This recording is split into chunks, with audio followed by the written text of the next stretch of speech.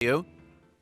Tonight, 2 of this year's Oscar nominees for Best Actor. She is an international action superstar, and he, well, let's just say, Elvis is in the building. Calm down, everyone. Let's start the show.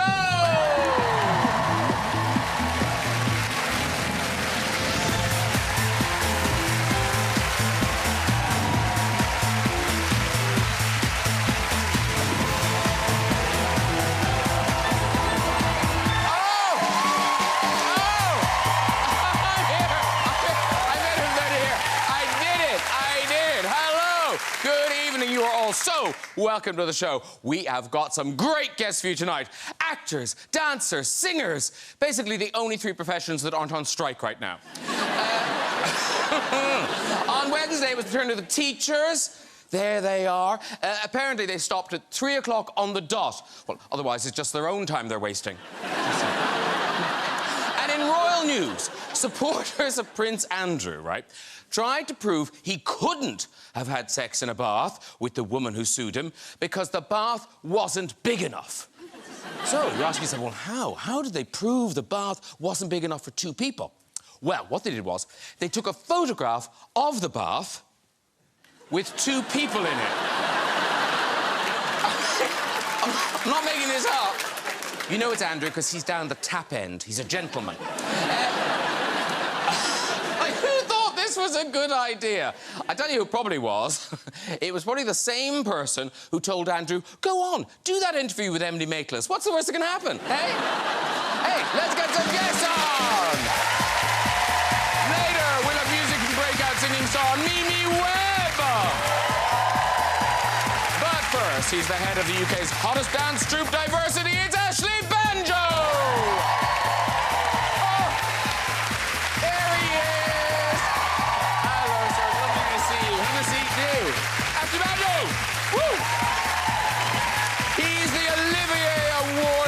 Scott, who starred in Dunkirk, Mary, Queen of Scots, and the hit spy drama Slow Horses. It's Jack Lowden, everybody!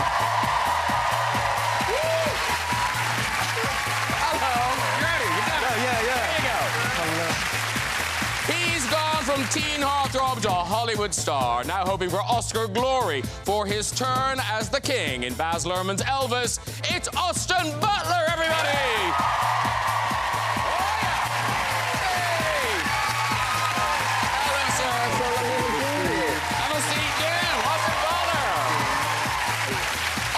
Vying for an Oscar this year, she's the star of Tomorrow Never Dies, Crazy Rich Asians, and the iconic Crouching Tiger, Hidden Dragon. It is a pleasure to welcome the great Michelle Yeoh!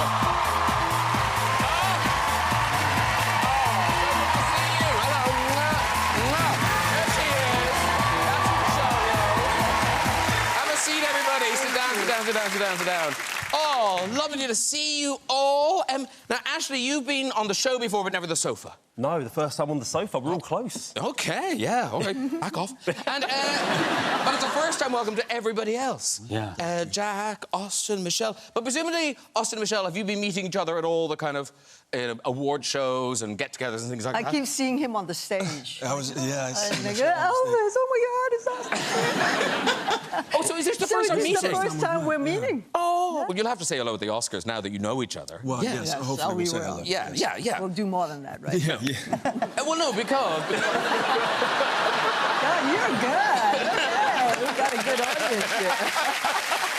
Ashley Banjo, this is a lovely thing. Michelle Yeoh, apparently very formative for you as a younger man. Yeah, I am so starstruck right now, honestly.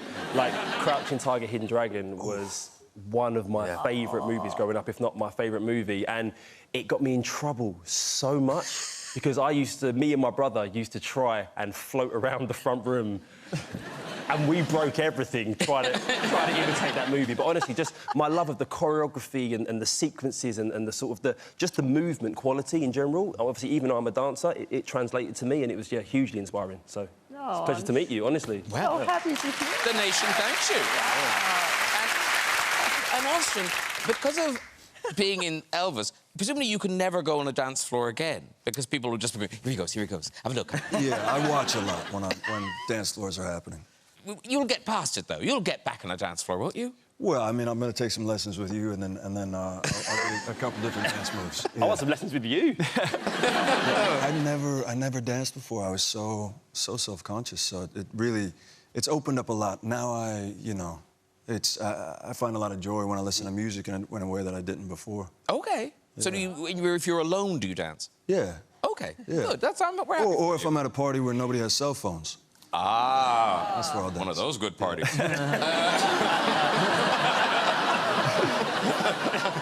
What's that about? Jack Loudon, you know I'm a big fan of slow horses. Oh, yeah. Love slow horses. Yeah. Is it true that the scripts for slow horses kind of freaked you out because you got to thought, I'm going to have to get fit for this? Yeah, in a way, because, well, there was a specific word that was used to describe what would be expected of me, which was the word to vault. Okay. And because it seemed that my character would never... He never just, like, ran and sort of got his way over something. He always vaulted in, like, a very... It just sounded a lot sexier than sort of jumped or got over or something like that. So I got really sort of quite terrified by that. So whenever I was out walking or anything like that, I'd double-check that everybody was out the way if there was a fence, and I'd vault it. And then vault it again and go, I'm happy with that one. Do it again, because it was quite scary because there was, like, ticket barriers, there's everything. He just seems to vault everywhere, my character. And he does running as well, a lot of running. A lot of running, and I was told very quickly that my running was awful, or below par. It was very sort of expressive, is how I'd probably describe it, so I had to tighten it up quite a lot. Did you get the Tom Cruise arms? Yes, it sounds like you get a pair of them in practice. No, well, the first director was about the same height as Tom, so, like, it was very sort of, like... It was very easy for him to be tight, whereas when you're long and tall... Yeah, it's hard to be tight. It's hard, yeah. Although I bet you're very good at being tight. If you've just tuned in... That doesn't mean he's cheap. That doesn't mean he's cheap. That's, you know. Let's move on. Listen, lots to talk about tonight, so let's start with Michelle Yeoh's extraordinary film, Everything, Everywhere, All at Once. It's available on... Yeah. If you haven't seen it, you must. It's available on Prime Video, but it will be returning to the big screens in cinemas later in the month. Have all of you guys seen this film? Oh, yeah. It's... Okay, I don't have to throw you out. Often, when I interview someone, I ask them to, describe the plot of their movie, and I feel a bit sorry for actors. But this, I mean, good luck, Michelle. What's this about? It's almost impossible to describe. Can you imagine when you first received the script? You're like, please tell me these two boys are not certifiably insane. It's one of the most... You know how we always ask for an original script? Come on, be bold, be original. And then when you start reading and you go, hot dog fingers, rock that cocktail, okay, butt plugs, you're like, what the hell? And it just keeps I said going. original. No, we did say original. But what it was beyond the wackiness and everything, the core of the story really was about family. And what I loved about it was a very ordinary, aging immigrant mother, wife, who was facing all the problems that they have to deal with day to day. You know, they thought they came for the American dream, but... right? Yeah. So then... but they allowed her to be a superhero. They allowed this ordinary woman that you walk past in the supermarket, you wouldn't give her a second glance or even look at her, but she could be a superhero. She had the potential, just as a mother, just as a wife. And the most important thing, we all have that superpower, which is kindness, compassion, and love. And what really struck with me was she was trying to tell her daughter, irregardless of how messy or how you think you are not doing well, whatever you are is enough for me. And in whatever universe, I will keep looking for you. So that was, it resounded in so many people. And it resounded with so many different generations as well. Yeah. Well, I tell you what, we've got a clip. This is you as Evelyn kicking some bad guy ass.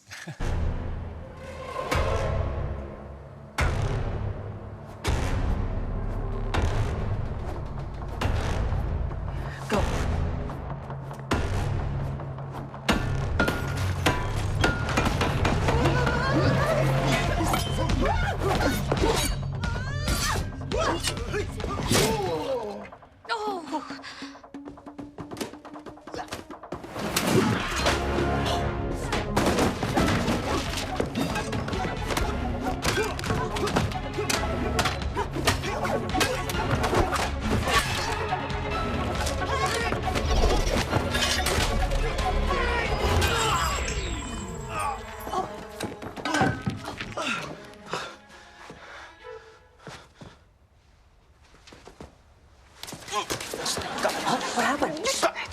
lost their stupid powers. So good. That young man, Andy Lay, and his brother, the other one, the big one with the butt plug, they are self-taught. They taught themselves martial arts. Wow. Watching my movies. Because I look at some of their movements and I go, they look kind of familiar. It's like, yeah, I took it from your film. Like, okay. But also, we should say, if you haven't seen the film, the butt plugs are awards. Oh, yeah. They're like... They're serious awards. There it is. She got like 3 of them. I mean, when you first see them, you're like, oh, no. And that guy, he has to... He's about to land on it. God.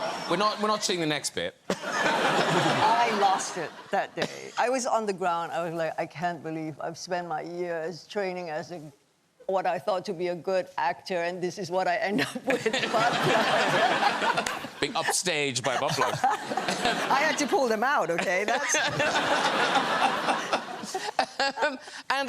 There's multiverses in the film, and in a film about multiverses, there was a world where Jackie Chan was going to make this film. Yes. No. Okay, to be fair to the Daniels, and you know when you start out to write a movie or to do a movie, it is show business, right? It's about a business sense. And constantly, it's the guys that goes out to save the world.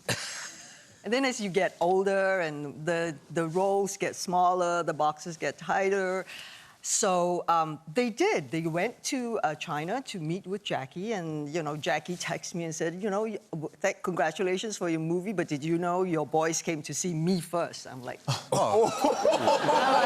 doesn't seem needed. No, it's okay. We're great friends. I'm like, you're lost, bro. Thank you. Oh, God. Because you have known Jackie for a long time. Yes, my first gig in Hong Kong was with Jackie. And then we did Super Cop together. Now, because I want to talk about Super Cop, because did everyone back then, when you made films there, did everyone do their own stunts? No, not everyone are crazy like us. but you, I don't know about crazy, but you do appear to be fearless. I mean, we've got a clip here, and it's from Super Cop, the movie with Jackie Chan, and watching it, you might think, oh, there's some camera trickery going on there, but it is you on the motorbike throughout. I think you can see. Watch. Okay, so this is all Michelle Yeoh.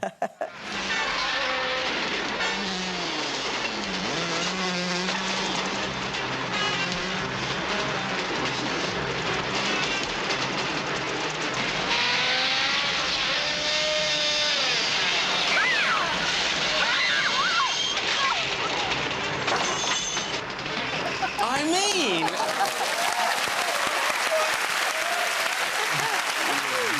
I know. What are you thinking? Because there's no way that didn't hurt a lot. Yes, it did. Yes, it did. It's a metal train. I mean, you fell on... I mean, that's... Yeah. You know, when you're on that rush, you don't feel anything. You really... You just go at it, because you hear the word action, and you are so focused. This is what you have to do. When I learned to ride the motorcycle, I can't stop it. I can't, like, go and pose, because I'm literally on tiptoe, because the suspension is so high to take on all the bumps. Yeah. How I often get off is like and I throw the bike away. So throwing the bike away was the easy part. That was parking. Yeah. Did you ride motorcycles before? No. Wow. I rode like a little moped back in Malaysia, but nothing like this. Incredible. So I learned. Because in Hong Kong at that time, we had no rehearsal time. You know, we would get dressed, we would get on set. They are choreographing the scene or the action sequence. You watch, you learn, and you shoot right away. Yeah. And that was another scene where I could have broken my neck, because I rolled off a van onto Jackie's car, and the glass was supposed to break, and he would have been able to get hold of me. It didn't, so I slid off the car. And I remember sitting there in the tarmac in a bump, but going in my head, what had happened? How did I not get it right? You hit the road? I hit the road. Right? Yeah. I hit the bumper of the car. Spoiler alert, she survived. Ashley's going, wow, you must have died. No, she's fine, Ashley. She's here. She's here. Okay. And Michelle, Everything Everywhere All at Once. I mean, it's this amazing thing. It's kind of, you know, suddenly everyone's talking about Michelle Yeoh. But what's so great is you're sharing it with the rest of the cast. Oh, yeah. I mean, there's no movie without the rest of the cast. I don't believe... No, but normally they don't all get nominated. That's what's so great. That is true. We really worked for it because we felt that it was an ensemble. Ah.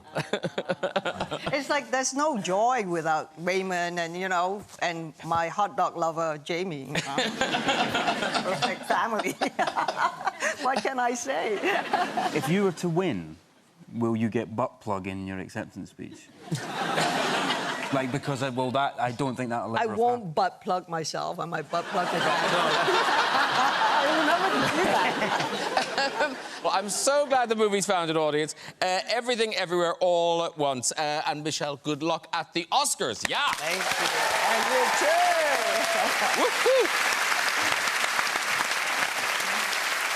So, Austin Butler is Elvis Presley in Baz Luhrmann's latest visual spectacle. It's called Elvis. If you haven't been lucky enough to see this yet, you must. It is available on DVD, Blu-ray and digital download. Before we talk about it, here's a taste of Elvis in action. Ooh.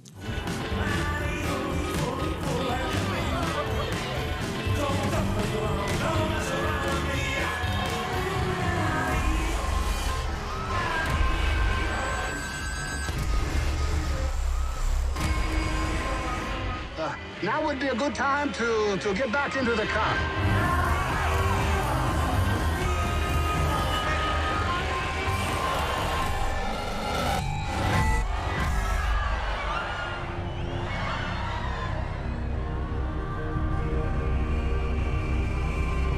Get my boy off that stage! Woo!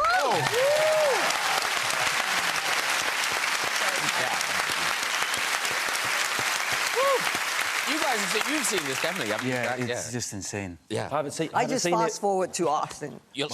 Now you can, yeah. And we saw Tom Hanks there playing Elvis's manager, Colonel Tom Parker. What a legend. But this is your first big role as a very experienced actor. Did he feel responsibility to you, or did you just go, this is your moment, you go, you shine? Well, I had no idea what it was going to be like. You know, whenever you meet somebody that you admired for a long time, you hope that they're going to be warm to you, but you never really know. And somebody like Tom, you know, he's been doing this for so long, and he's such a master of his craft. And so I was intimidated. And then the first time that I met him, Baz had this little house in Australia with along this riverbank. And so I came, and I knew I was going to be meeting Tom for the first time. And I walked through the house and see Tom and Baz down by the river. And I come walking up, and Tom turns around and he sees me, and he goes, "My boy, give me a hug."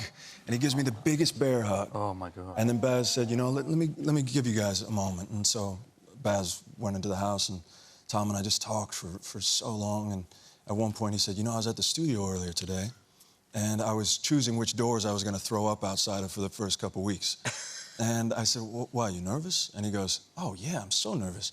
I said, "You're nervous? I'm terrified." And he goes, "And nobody knows what Colonel Parker sounds like. Everyone knows what Elvis sounds like." So suddenly we were colleagues, you know? We were both being able to share in our fear and in our, you know, we were joined in that way. And I heard you talking about, I think it was quite early on in the process, where you kind of connected to Elvis through your mothers. Yeah, yeah. Well, that was the thing, you know, when you approach somebody like Elvis Presley, he's so much larger than life, you know, and he's either a Halloween costume in certain people's minds, or you have people who go to the house that he was born in and they kiss the floor when they come inside. So he almost becomes raised to the level of a deity in certain people's minds. But for me, I knew that I needed to find the humanity in him. So I was really, when I started doing research, just trying to find whatever key it was into who he was as a human being. And I was watching a documentary where I learned that his mom passed away when he was 23. And I was 23 when my mom died. And so it was, suddenly in that moment, he ceased being this icon, Elvis Presley, and I knew what it felt like at that age to lose your best friend, to lose your mother. Yeah. And so that was the first key in, you know. And anyone who's seen the movie, I don't know how many of you have, will know that you leave this movie feeling like you've seen Elvis in concert. It's just, I've never seen anything like it. And I remember when I talked to you just for Cannes, the Elvis voice was still very present in your voice. And people have talked about that. But I think there's a lot less of it now. I'm glad you say that. I hear it all the time. So, do you think, will it eventually go... I mean, have you tried to get rid of it? Have you gone to a speech therapist or anything? No, I mean... the thing is... What did you sound like before? Yeah. Well, like, I don't know. People different. pull clips from when I was 17. Do you talk like that? and it's really... I mean, to be honest, I've really... I heard my publicist told me the other day, you know, people are...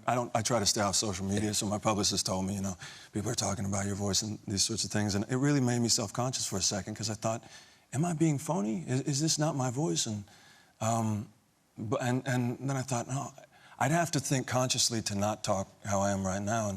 But my voice sounds different when I talk to my dog, or when I talk to my dad, or when I'm here right now.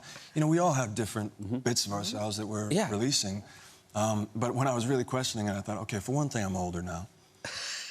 Maybe sometimes I have a Southern twang, but I don't think this is Southern. If I tried to sound like Elvis, I would sound very different right now. Don't do it. Yeah, I'm not gonna... you have to pay extra for that. But the other thing is, I think from all the singing, I probably have destroyed my voice a bit. You know, my vocal cords, it's a lot raspier now. Yeah. And so I just trained a lot, you know. I trained a lot, and then it turned out that I ended up doing all the singing for that early stuff. And it's so good. It's so good. I think people kind of raised eyebrows and went, is it really him? So Baz Luhrmann released this clip of, this is you rehearsing Jailhouse Rock. Oh, wow.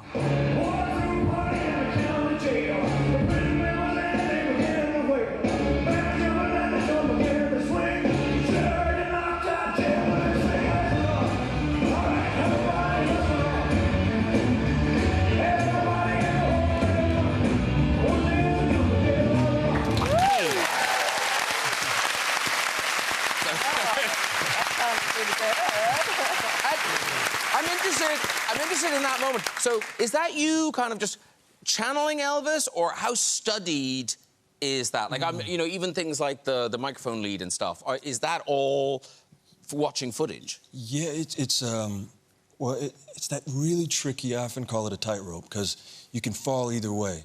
Either you go into just focusing on everything meticulous, like, so that is, you know, the microphone. All that's meant to be that way. But it's so tricky when you. And I was interested in asking you about this. When you're dealing with something that you want to be very specific, but it's got to feel as though it's happening for the first time. Yeah. And so there was many times. Thankfully, I had a year and a half to prepare, and so there was many times where it felt completely external. And then you've got to be able to figure out the ways in which it can come from the inside out. Yeah. So it's all about coming back to that, you know. And Baz Luhrmann, the way he makes films, you know, they're so visually arresting and stunning. So you make the film, and then the first time you see it is in Cannes with an audience. Yeah. Was it at all what you expected, or were you shocked by it? Or, you never know how a film. We were talking about this before. You just never know how a film is going to be received.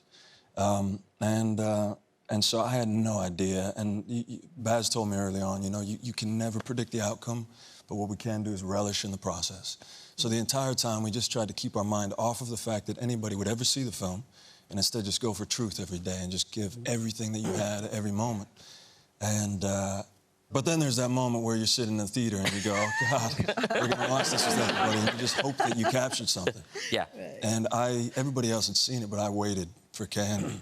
Will you ever do that again? It seems like a really dumb idea. Yeah. I mean, it worked out all right. It was nerve-wracking, you know? But it was so special, because my dad was there. My dad had never been outside the country before. Oh, wow. And he rented a tuxedo, so he had his bow tie. I'm in the Palais with my dad, and it was really surreal. And then you get done, and Guillermo del Toro's there clapping, and it's just those surreal moments that you got to pinch yourself and just be so grateful for. Well, as an audience member, I think it was all worth it. It is a terrific performance. We wish you the very best of luck at the Oscars. Austin Butler!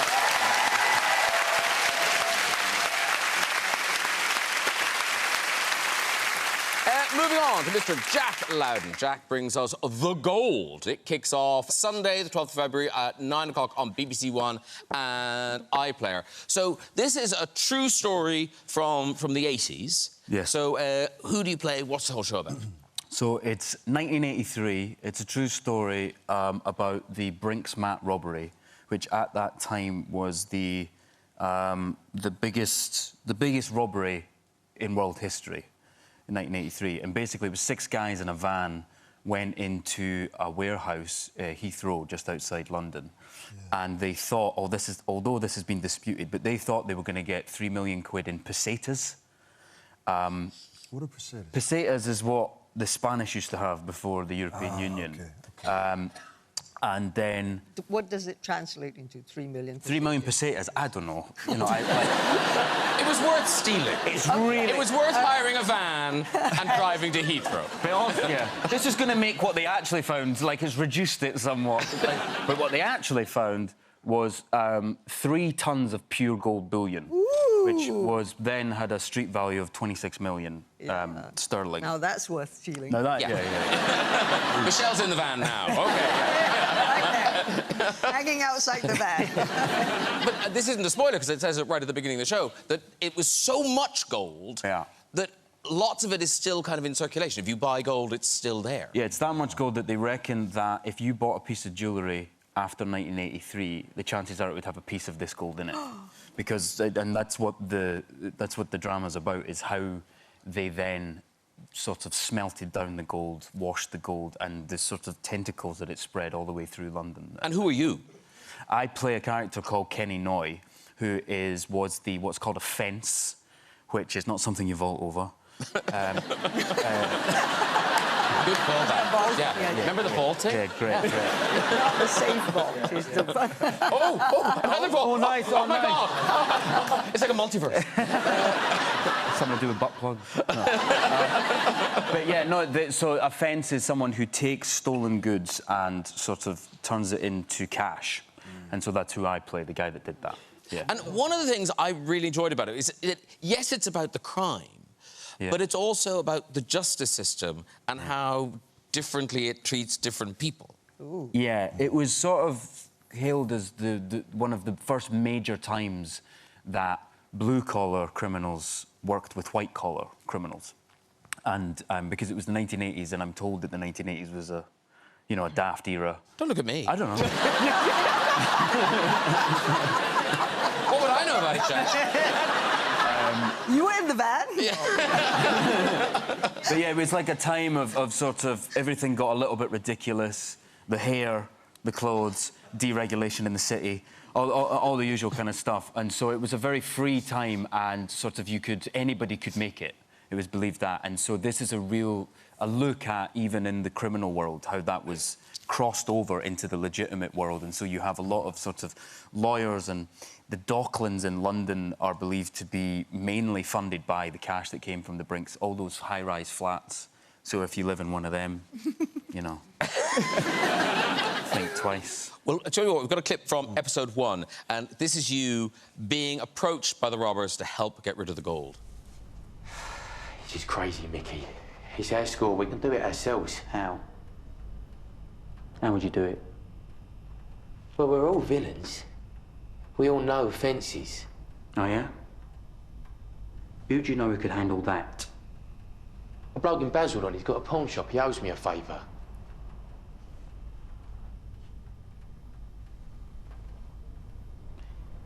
That's 3 ton of pure gold that you've taken out of the market and brought to a lock-up in South London. And now, you need to take it out of a lock-up in South London and get it back into the market without anyone noticing. There's 2 people in England who know how to do that. And neither of us live in Basildon.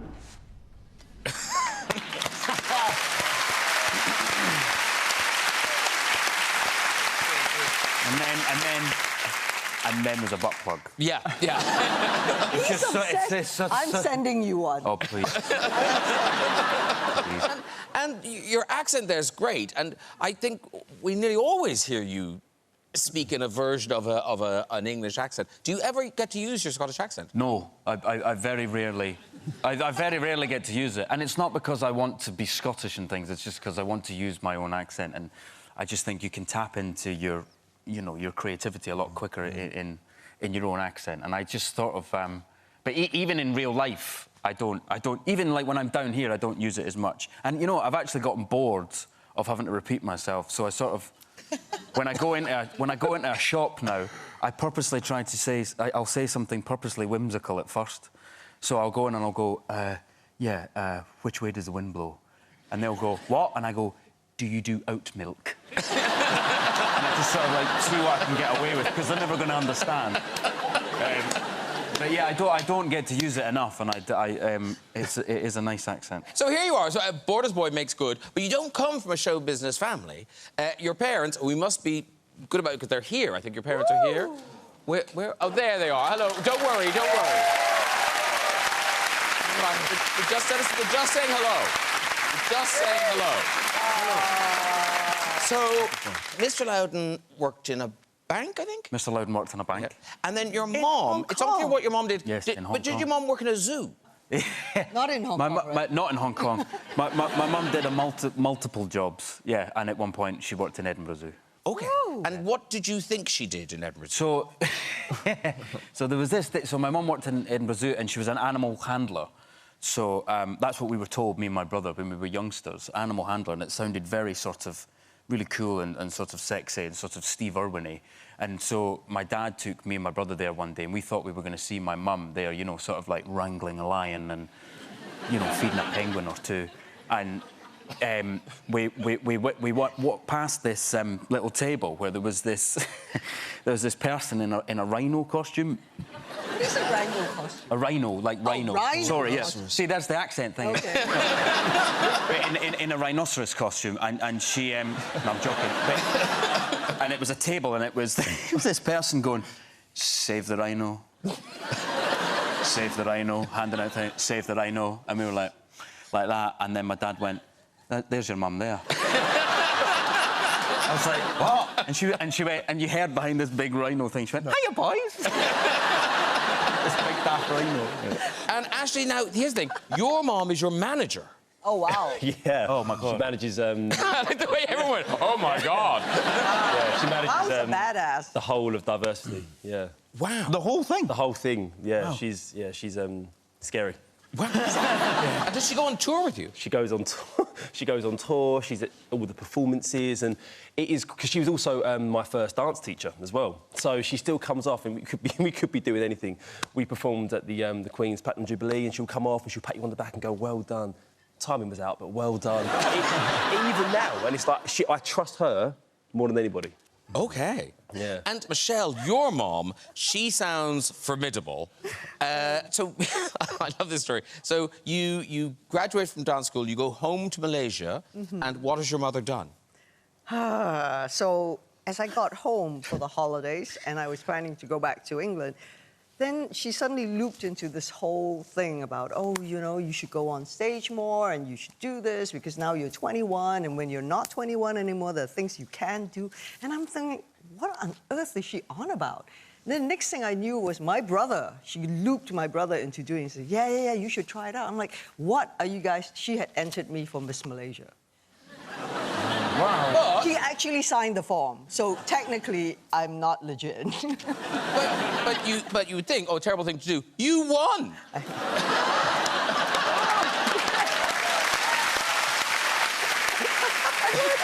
No, that's it. Oh my God. Oh, wow. The thing was, I did it to shut her up because she wouldn't stop about it. So I said, we had a deal.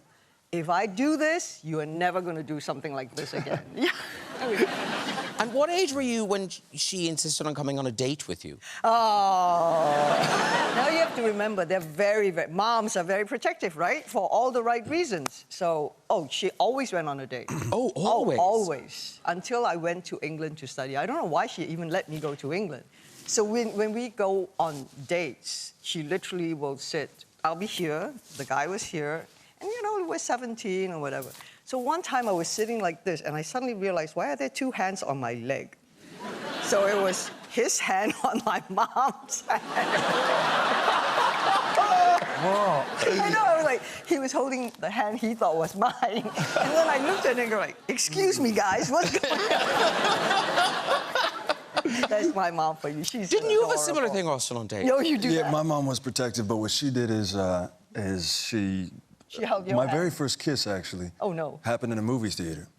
And, but I wasn't allowed to go on dates, so my mom said, you got to bring your stepbrother with you. And so... How old was he? I was maybe 12. Oh, wow. Something. You went on a date when you were 12? He was maybe... Wow. Yeah. So and it was during this film, and so it was, you know, she ended up becoming my girlfriend for about 3 years. But she was sitting here, I was here, yeah, and then my stepbrother, and I just pretended he wasn't there, and then made my move. Oh, my God. Sorry. And Jack, your mum, does she watch your things? Will she be watching The Gold on Sunday night and texting you feedback? Oh, yeah. Yeah, she'll give me a précis of what can be done better. Yeah. Well, it's just a reminder, Jack's new drama, The Gold. It starts on BBC One and iPlayer next Sunday, and, of course, you can binge all episodes on iPlayer from then. Jack Loudon, everybody. Very good. Meanwhile, Ashley Banjo is stretching and warming up for the new diversity tour. It's called Supernova. It'll run from October, right, through to April next year. Right, tickets on sale now. That is a lot of dancing. You can tell his mother's the manager. Get out of the house. You keep dancing. Yeah. So, Supernova. So, does this show have a theme, or do you know yet? Not really. I mean, sometimes you have the concepts and the theme off the bat, and sometimes it's a bit more loose. And this one is definitely a bit more loose for me. But the underlying theme is that I feel like me and diversity, like we won maybe 14 years ago now, which feels like. That seems like yesterday. It seems like yesterday. I mean, my knees would say otherwise, but genuinely, like, it does feel like yesterday sometimes. And I thought to myself, we are now moving into a new era. We've opened up our first studio. We're going to be teaching more. You know, I've got kids. My brother's got kids. Half of us are dads. And it's like, well, our sort of focus has changed. So this tour, like the idea of a supernova being this kind of large cosmic event, which is like the explosion of a star, but also the beginning of something new. You know, something potentially even more beautiful in a way. So, for me, this tour feels like a really big transitional period, you know, for diversity. And after saying all that, I still don't really know what it's about yet. But I think it's going to be a really special one. And I'm just struck, you know, when you started, obviously, you know, Perry was little and... Are any of the kind of diversity kids old enough to be in it yet? Do you know what? They're not far off, and some of them love dancing, some of them are absolutely horrendous, but they come to every show. They come to every show. They're a massive part of the family, and sooner or later, I think that we're actually going to start to see our own kids like following the footsteps. Yeah, and then you can retire. Yeah. Wouldn't that be good? Well, if my mum can help it. Listen, we've got a clip to whet people's appetite for diversity going supernova.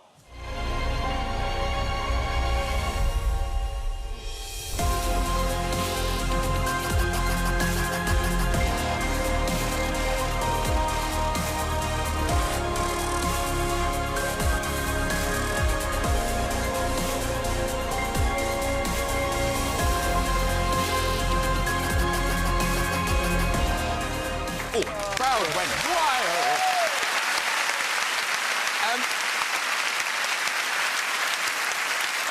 And Ashley, we've seen you now. We've seen you on panels, you know, doing other work, what we call sitting down jobs.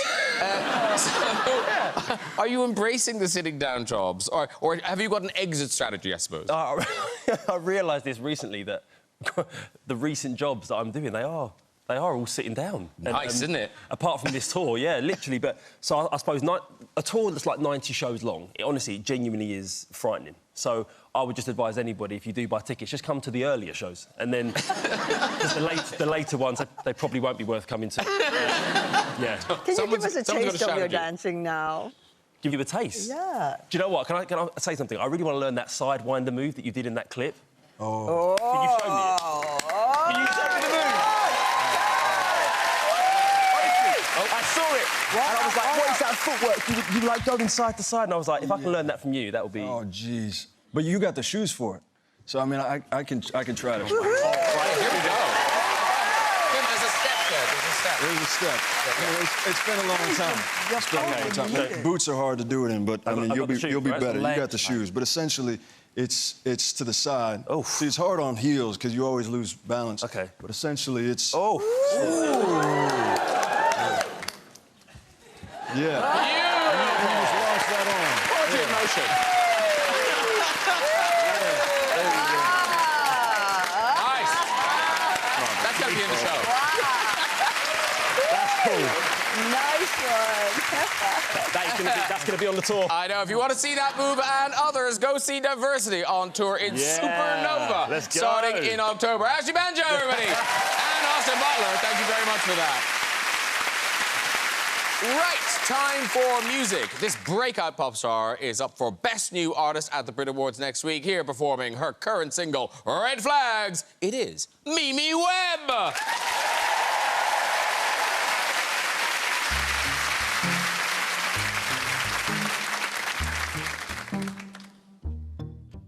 Well, the first time we went out, you said you'd never settle down without a doubt. You said your ex still comes around. I found the things around your house, what's that about? Don't take a genius, yeah, I see it. Even my friends hate that I'm with you. A million reasons should be leaving. I need more hands to count all the issues. I keep on running through these red flags. I blame myself cause I know it's bad, but I keep on running through these red flags. I see the signs but I still come back.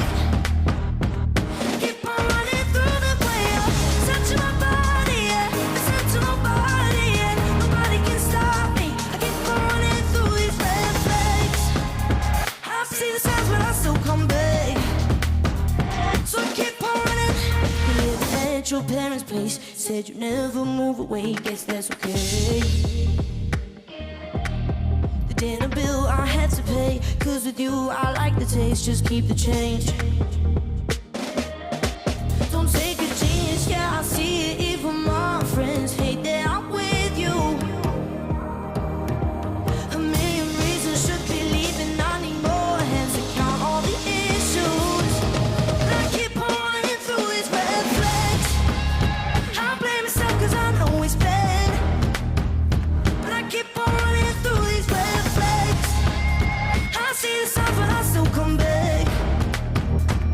Keep on running through the way I'm touching my body, yeah. Listen to nobody, yeah. Nobody can stop me. I keep on running through these red flags. I see the signs but I still come back. So I keep on running. Hey.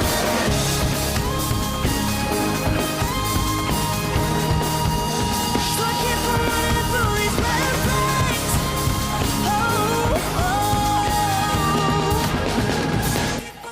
Through these red flags.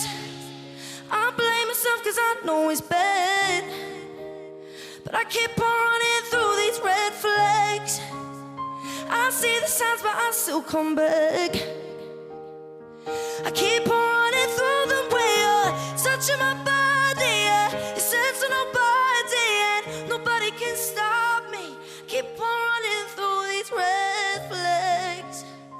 I blame myself cause I know it's bad. Whoa! Yes!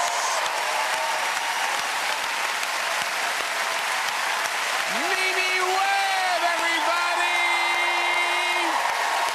How great was that? I thank you to the band. Come on over, Mimi, do! Mimi Webb! Gorgeous. Look at you, you shiny thing. Mimi, this is Ashley. There's Jack. And Austin and Michelle. Mimi Webb. Sit yourself down. That was great. Thank you so much for that. It was, wasn't it? It was really good. This is just for Glass of Rex? That's for you. Perfect. Down in one. I thought No, she just found it there. Wait, anyone drinking this? No, you pre-ordered. So that is off your debut album, which is out on the 3rd of March. Yeah. Mimi Webb. Now, the album's called Amelia. Amelia is... My real name. OK. Yeah. And what I love is a debut album, you kind of think, well, these songs you've been putting together for a while. But there's one song in here you wrote when you were very young. Yeah. How young? Oh, I think I started that, like, the tune, like, the idea when I was, like, 6. We were, like... Me and my family... Impressive, right? That was good reaction, Michelle. It was, like, a tune I'd always sing to my parents and stuff, and then they were like... It was just, like, my kind of, like, rhyme thing I did, and then, yeah, and then I was like, right, I really want to create and make a song out of that idea that I've just always remembered. So, yeah, so... I love that you've hung on to it. I'm getting on you. Yeah, it's a little bit strange. I kept hold of it. And we must mention you... Well, you're going on tour, but is it all sold out? Yeah, the UK hold, yeah. It's all OK. No, you can go abroad. You could do a nice weekend away to Denmark or the Netherlands or something. Love it. I'll make sure... I think some of my friends are going to come out for some of the shows, so we're going to make sure we make the most of it. So, debut album, sold-out tour. Yeah. It's all going great for you. Oh. Good luck with the Brits and the tour and the album. And thank you so much for that performance. Mimi Webb, everybody! Right, that is nearly it. But we go just time for a very quick visit to the big red chair. Who's there? Hello. Hello. Hi, what's your name? Lynn. Lynn, lovely. And where are you from, Lynn? Surrey. Surrey. And what do you do in Surrey, Lynn? I do admin for a broking company. Admin for a broking company. All right, all right, lovely. And off you go with the story, Lynn. Big Prince fan, and in 2007, when he did his 21 nights, my husband and I went quite a few times. This one night, we got front row seats. It's fantastic, so I thought I'd go out, buy myself a brand new dress, got a brand new black tight dress, put it on to go to the concert, realised that I needed to go commando, so went off to the concert, sat in the front row. The security came round just as the show was starting and said, would I like to go up on stage when he invites his guests up on stage to dance with him? Well, obviously, of course I would. So... Oh, Lynn. Up on stage I go, and I'm strutting my funky stuff the best I can, and carried on another 5 minutes until the end of the song, and then toodled off the stage, got back to my seat with my husband, and he had this strange look on his face. And I went, what? That was amazing. He went, I don't know whether to be proud or mortified. Why? He said, I just danced with Prince. He went, yes, but for the last 5 minutes, your dress split and you've been dancing in front of him with your arse hanging out. Oh, but you can walk, Lynn. It's sweet. I mean, I think we're all relieved it was her arse. Yeah. I know. You were just thinking, those big screens at the O2. Poor Lynn. That really is all we've got time for. If you'd like to have a go in the red chair yourself and tell your story, you can contact us via our website, just the very address. Please say a huge thank you to all of my guests tonight. Mimi Webb! Ashley Banjo! Jack Loudon! Austin Butler! And Michelle Yeoh! Join me next week with singer Tom Grennan, dancer Johannes Odibe, acting greats Julianne Moore and Salma Hayek-Pino, and music superstars Shania Twain and Lizzo. I'll see you then. Good night, everybody. Bye-bye! The nation has been hooked on crime drama Happy Valley, and I can't believe it's the last one ever this Sunday evening on BBC One. Press red now for all episodes so far on iPlayer. And stay with me next tonight as Michael McIntyre turns the tables on Jonathan Ross in his big show.